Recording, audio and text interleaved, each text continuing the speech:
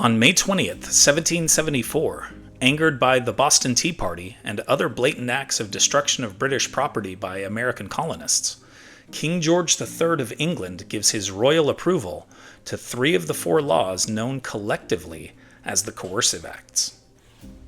The king hopes these acts will force the colonies to submit, but they have the opposite effect.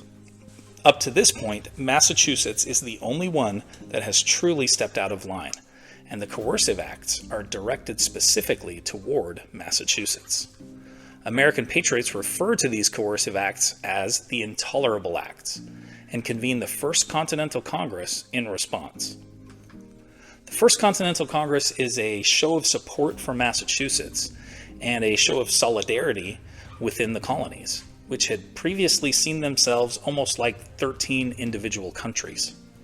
Patrick Henry's famous speech at the First Continental Congress highlights this shift. Henry said, quote, "I am not a Virginian, but an American." Here are other events that happened today in history. In 1498, Vasco da Gama becomes the first European to reach India by sea by sailing around Africa.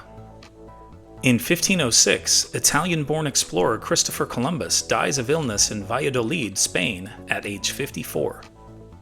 In 1862, Lincoln signs the Homestead Act, which plays a major role in the settlement of the American West. In 1873, Levi Strauss and Jacob Davis are granted a patent for work pants reinforced with metal rivets.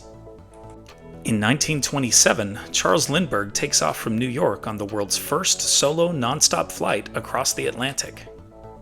In 1956, the US conducts the first airborne tests of an improved hydrogen bomb over the Bikini Atoll. In 1969, the US and South Vietnamese finally capture Hamburger Hill after 10 days and 10 bloody assaults.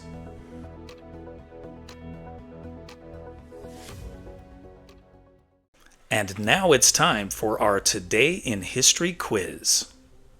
Who were the teenagers who infamously murdered 14-year-old Bobby Franks in Chicago with no other motive than to commit the perfect crime? Brandon Shaw and Philip Morgan? Charles Starkweather and Carol Ann Folgate? Eric Harris and Dylan Klebold? Or Nathan Leopold and Richard Loeb? Think you know the answer? Drop your guesses in the comments below. Find out if you're right next time on Today in History. You made it through Today in History. Nice work. Now treat yourself. Click the video on the right for what happened yesterday in history. Still can't get enough? The link on the left's got the whole playlist buffet. Want to make history a daily habit? Click my face in the middle to subscribe.